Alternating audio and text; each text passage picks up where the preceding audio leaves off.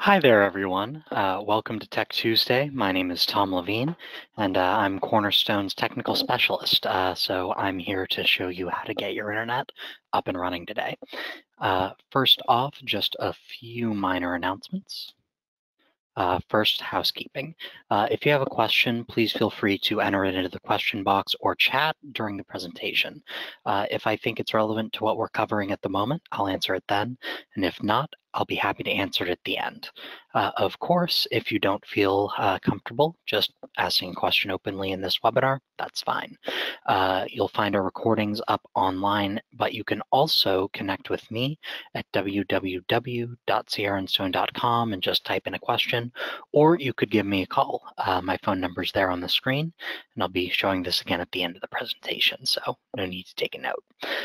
You could also reach out to me directly at tlevine, Levine, at crnstone.com. Additionally, don't forget about our Refer an Agent program. Step 1, submit a referral through our website through the Refer an Agent page. Step 2, we'll track and monitor that agent over the next 6 months. And step 3, once they submit business within that 6-month period, you'll earn $250. Also, don't forget about our cash incentive program. Our cash incentive program is new this year, but it has up to $30K in cash prizes. Our top qualifier will have $7,000 coming their way. Second place gets $5,000, and the other places also get money per the screen. For all group and new business sales, or what this will count for, between January 1st of this year, 2021, and December 31st, 2021. You will earn points which bring you closer to that $7,000 cash prize, and the top 15 qualifiers are what we're looking for earning cash, starting at 2,000 points. New sales only, and you have to register through our website to qualify. So, all those announcements out of the way, let's get started with how to Wi-Fi, and especially, in my opinion, how to save money along the way. I'm not going to get excessively technical in this webinar. There is a lot about the internet that you need to learn. Well, not need to, but can learn. And I'm not going to get too deep, but there are 2 internet-related terms that I think you should know about. The first is local area network, or LAN, and that sounds a lot more technical than it really is. It's a group of devices that are connected on the same circuit. That's sort of the nerd definition, but in reality, all it is a group of devices that talk to each other locally. Think like in your home. You might have your laptop, a desktop computer, maybe a game system, all of those devices that are in your house that are connected to your Wi-Fi or wired into your home. Those are all part of what's called a local area network. So it's just a bunch of devices within one small area talking to each other. It's what happens just before you reach your internet service provider. Typically, if you're in the Ohio sort of state or area, it might be Spectrum, it could be AT&T, it could be Cincinnati Bell. Those are all different internet service providers, and they make up what's called a wide area network. It's the same thing as a LAN, except over a larger area. So your device, let's say your laptop, might connect to a little router in Starbucks. That's what makes up a local area connection. It would be all those laptops talking in Starbucks. In order to actually access the internet as a whole, you then need to connect to a wide area network, which is a connection of local area networks. Those larger WANs, or wide area networks, connecting together make up the internet as a whole. So there are about 3 levels of abstraction there. But for now, all we're concerned with is the local area network. That is what Wi-Fi operates on. And so when you're setting up Wi-Fi, all you're setting up is a wireless LAN network. And you don't even need that much to get it set up, actually. All you need is a modem and a router. That's just 2 little devices. And for coming up in our presentation, I've got some of the hardware here. I'm going to show you how to hook it all up so there's no hassle. And the reason that I think it's useful to know how this stuff works is because it can save you money in the long run. A modem is just what your ISP uses to connect your local devices to its network. And the router is what connects your devices together in the home. A lot of times, if you are renting your internet cable equipment stuff from your ISP, they'll give you what's called a two-in-one, which is a modem and router all at once. And they are actually cheaper devices to buy versus just buying a modem and then buying a router. The reason I recommend, if you're setting things up on your own, buying both is because if one of them dies, you can just replace one of them. And it's a little bit cheaper than having to replace a full system of a two-in-one. A modem and a router respectively will likely cost less than a two-in-one will individually. Together, they might cost a bit more. It's really just whatever you prefer, if you like having the less hassle of setup, or if you prefer to be able to troubleshoot your devices individually. So I know I've spouted a lot of technical terms. So for now, we're just going to focus on what the difference is between Wi-Fi and internet. This is sort of the lowest level of explanation I can give, because I often see a lot of people who are very unfamiliar with this stuff thinking that Wi-Fi is internet, or the internet overall just is Wi-Fi, and that's a little different. So to summarize, Wi-Fi is a LAN connection, which we've described, that is wireless. So it's a group of devices talking without wires. This communication involves, talking to each other with radio waves. So instead of having a cable that connects them, it is just wireless. And when you're thinking Wi-Fi, think local. There's a good chance that if you can't see the device that's, talking to each other, it's not using Wi-Fi and it's not a local connection. That would lead to the internet as a whole. The internet is a connection of these sort of networks of local connections. So the internet is like a group of Wi-Fi connections, I guess. It is the inevitable result of a bunch of wider area networks talking to each other. And it's typically only considered by ISPs as a whole.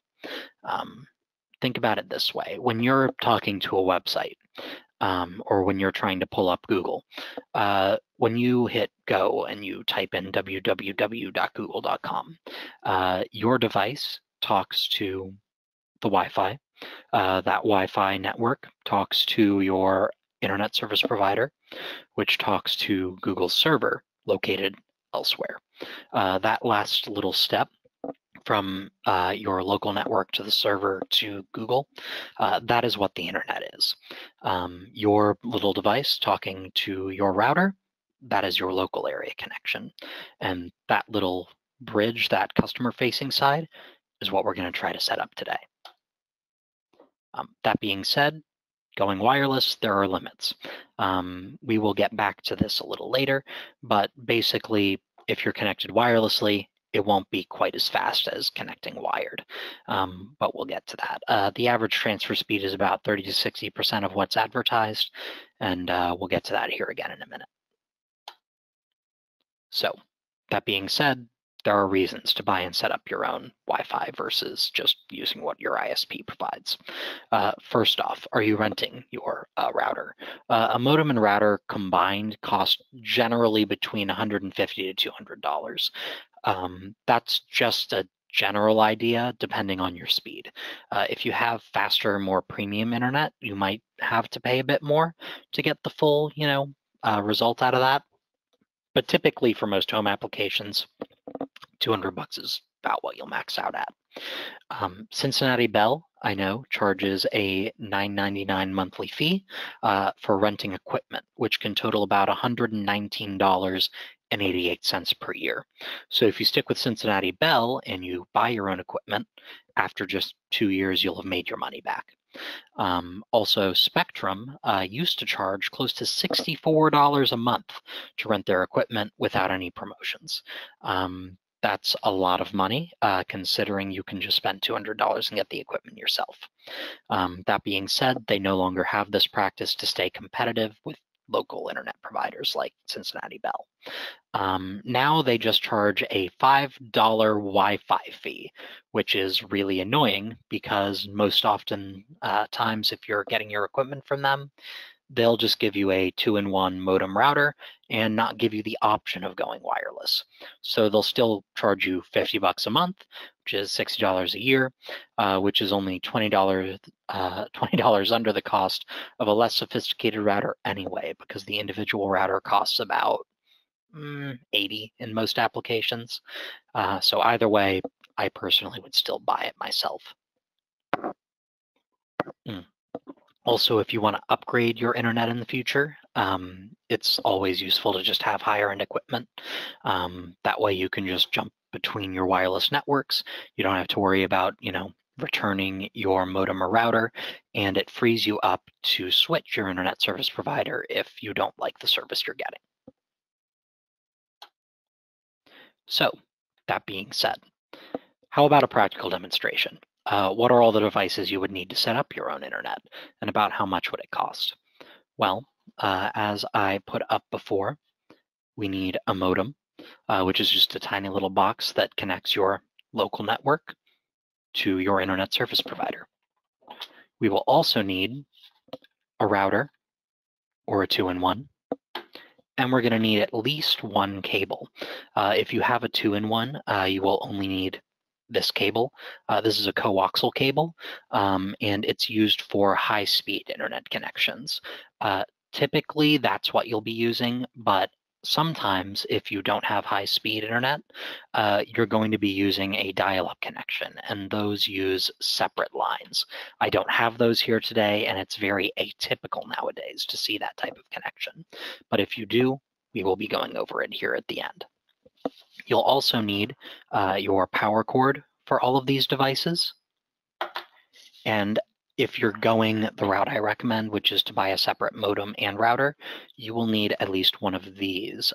This is a Cat5 cable, Cat5e cable, but typically they're just Cat cables. The number at the end indicates the maximum amount of speed that it can have over the wire. I'd recommend at least a 5e cable or a 6 cable for Cats. And most often these are just called Ethernet cables as well. So to make it a little bit easier, let me go ahead and turn off the screen sharing. This should make my video a little bit larger on your end. But I'm going to go ahead and set up the connection. And to differentiate between a router and a modem, if you're just setting it up yourself and don't really know what device is what, the modem, here's the back of it, tends to have about 3 different ports on it. It has power right here, which will plug in pretty easy. You just take the little power jack and plug it in. If I can see it real quick, just take it and push it in there, and that'll plug it in. This is actually the power for the router, so it's not going in right now. But you'll also have this jack back here. It looks like a cable jack because it is a cable jack. That is what you will use to connect your modem to your wall. Typically, there will be a sister socket on your wall, and that'll just screw in just like this. So pretty easy. I'd recommend getting a little wrench for the wall part of this, which is what this would connect to. The cable mount will look exactly the same, but it'll be coming out of your wall. And just a little tip, if you're already renting your equipment, it'll plug into exactly the same spot. So that's where you'll find your connection. Lastly, we will hook up our router to this network. The way you do that is with that Ethernet cable that I mentioned earlier, and it just plugs into the back port here on your modem. And here we go. I'm just plugging it in right like that. Goes in pretty easy. They also have this little plastic doohickey right here. I don't know how easy it is for you to see, but if you ever need to disconnect it, you just press that down, and pull it out. And of course, for your cable connection here, you just unscrew it the opposite way that you screwed it in.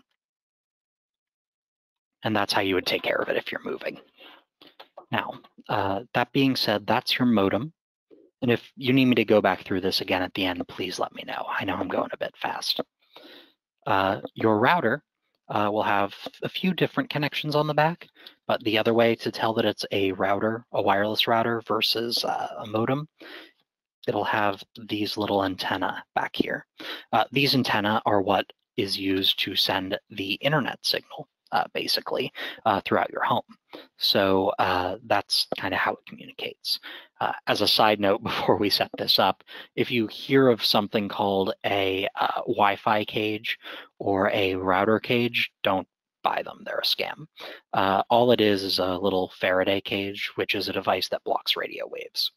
And radio waves are how these things communicate. So by getting a cage that's metal and putting it inside of it, you're killing the entire point of your Wi-Fi. A lot of scammers will say, oh, it's good security and you can buy it for just $10. No, it's not. It stops your internet connection. Please don't buy one. Anyway, sorry, done with my tangent. But all you got to do is look at the ports on the back here. The first one's pretty easy. It's just power plug.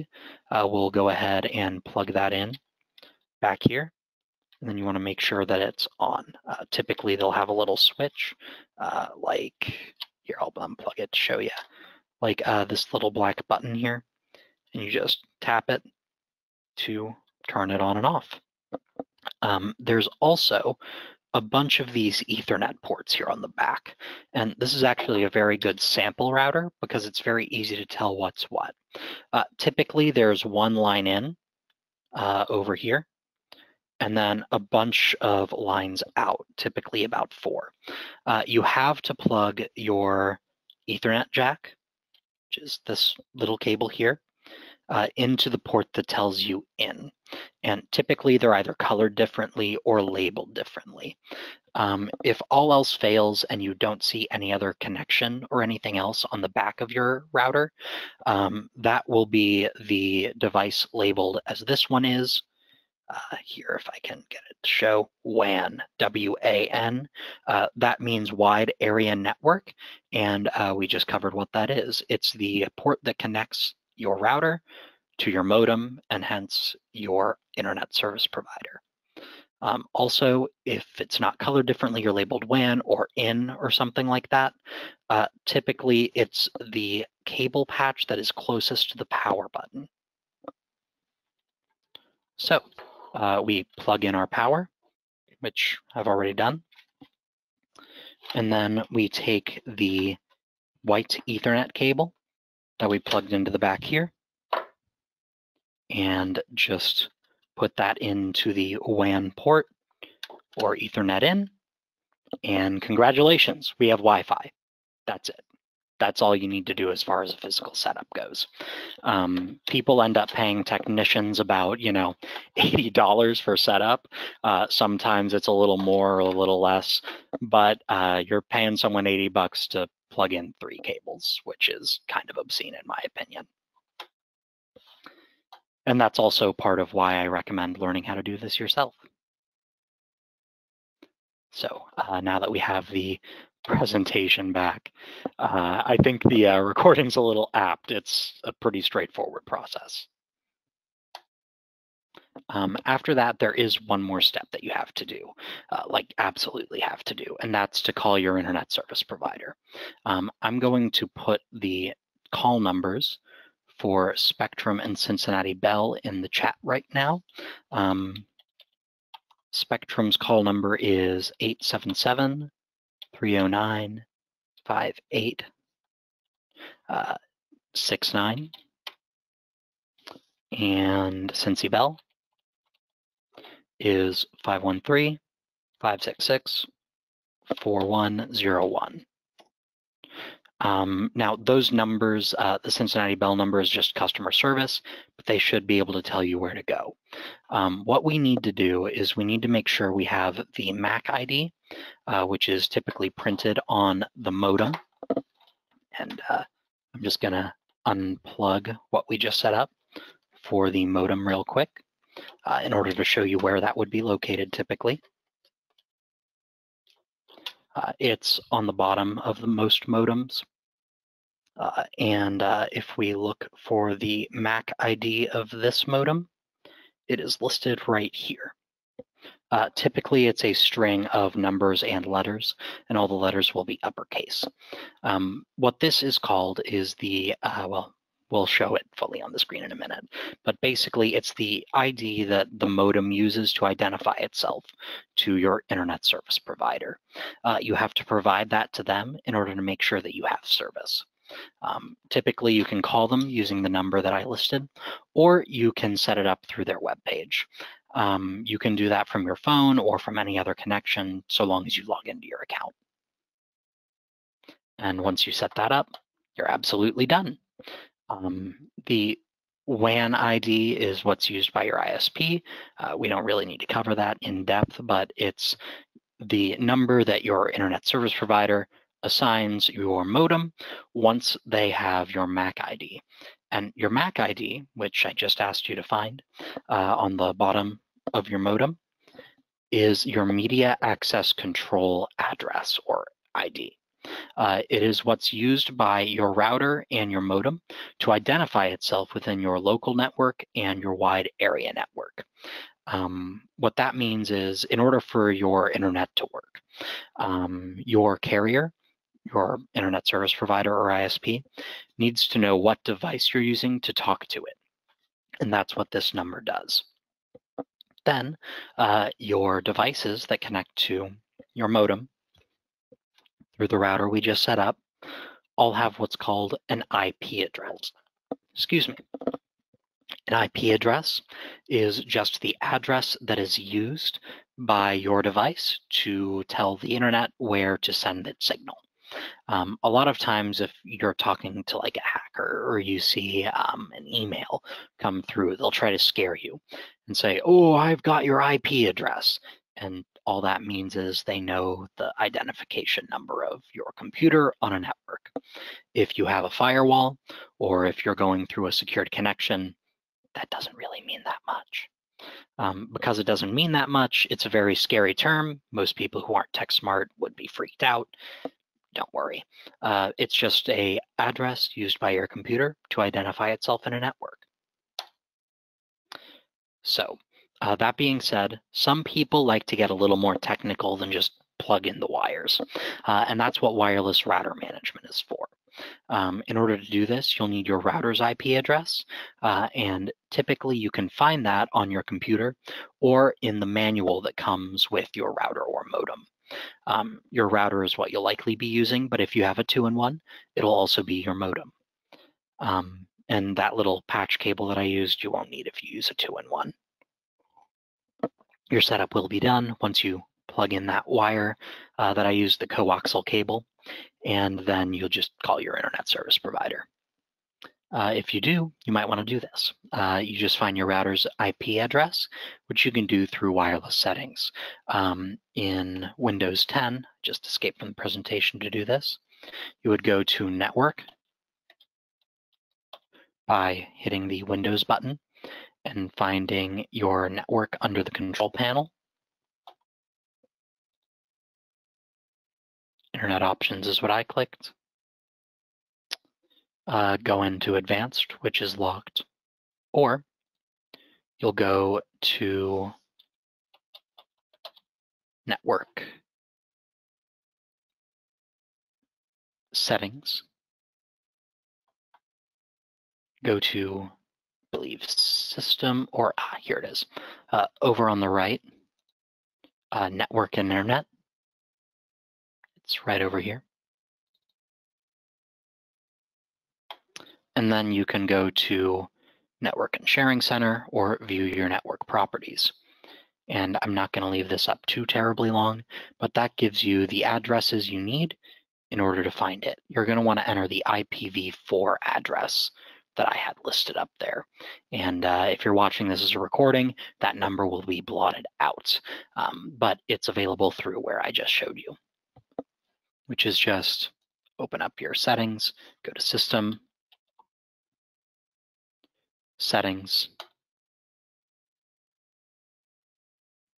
which will load, Network and Internet, and then view your network properties. You're looking for the IPv4 address, and you can just type that into any internet browser once you're connected to the network, even Firefox or Google or whatever you'd like. Then you enter the IP address up here, and you'll be directed to a screen where you enter your internet password, and then you'll gain access to a little screen that just has your router's name and the password to connect. You can change those there, and that's how people change their router settings. So you can set up your wireless signal to say whatever you'd like.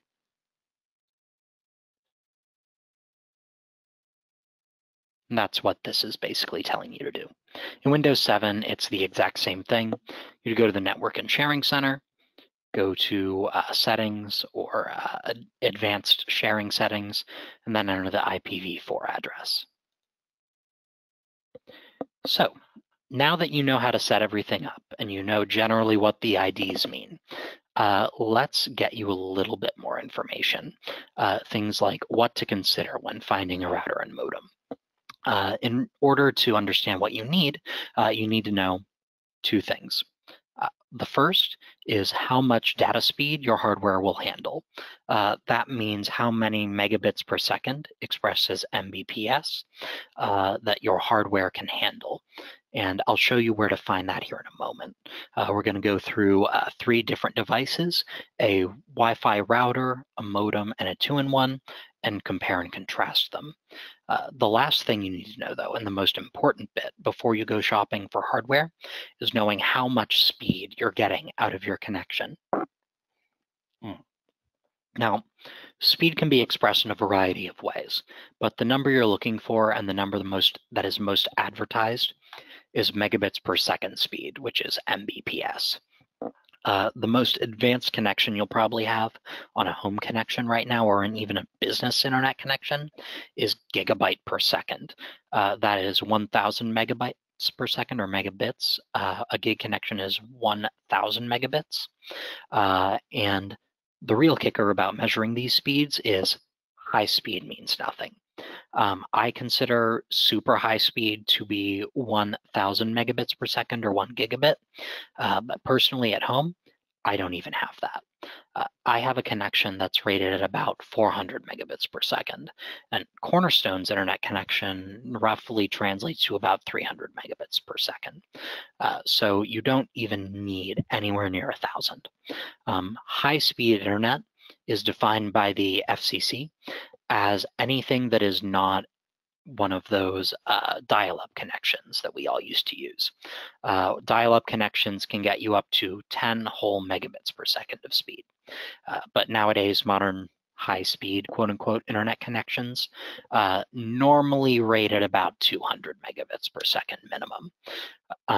The 200 megabits is really not a number to be married to, though. Anything that is not connected through a DSL line or a dial-up line is considered high speed, and those can get as low as 50 megabits per second. So if someone's advertising high-speed internet, it doesn't really tell you anything.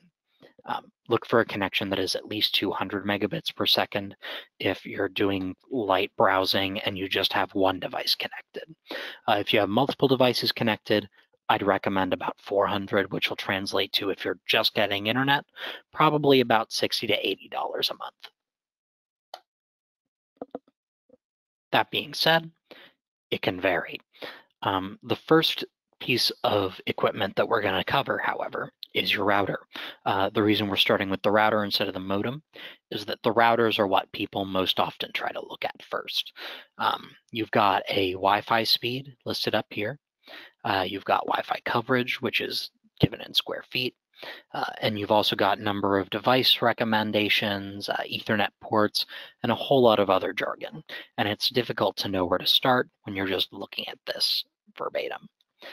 What I'd recommend doing when you start looking for things is to first look for the router. And you want to look for something that can handle your type of situation. That being said, it can be difficult to translate a bit. Let's look at this R6700 or 67,000, I guess, first. That is what I'd recommend out of the Nightgear Nighthawk series for most people. And the reason that I recommend it is it has Wi-Fi speed of up to 1,750 megabits per second. Now, that 1,750 megabits is not what's going to be given for up to 25 devices connected wirelessly. What I mentioned before and kind of skipped over is that wireless speeds typically can vary between 30 to 60% of what's promised. This 1,750 megabits per second is the maximum speed for a device located right next to the router that is communicating incredibly fast in and of itself. So that number is very heavily gerrymandered in political terms. It's a number that was probably given under excessively ideal conditions. And, they might have even given it up on a wired connection, which is going to be faster anyway. That being said, we're looking for speeds that are very, very high. The higher the number, typically the better the connection will be. And I'd say maybe have it. So instead of 1,750 megabits per second, maybe let's have it and say you're probably only going to get maybe, 800 megabits per second or something around there. That's pretty good if you have just one device. My rule of thumb is every time you connect a device wirelessly, lower the speed by about 10%, and that's probably what you're going to have. So for every additional device, if you connect, like, let's say 3, starting with that 800 number, you'll probably end up having somewhere around 500 megabits per second per device, which is still pretty okay. So that's a great internet connection. You'll also have wired ports, and those are useful if you have a wired connection and you're plugging in like your physical computer or something like that. All of our computers here at Cornerstone are wired, and the reason for that is it's going to be a more reliable, faster speed connection. If you can see here, the 1G expression here means that it's got internet ports that are rated for up to 1 whole gigabyte of speed. That does not mean that's what you'll get.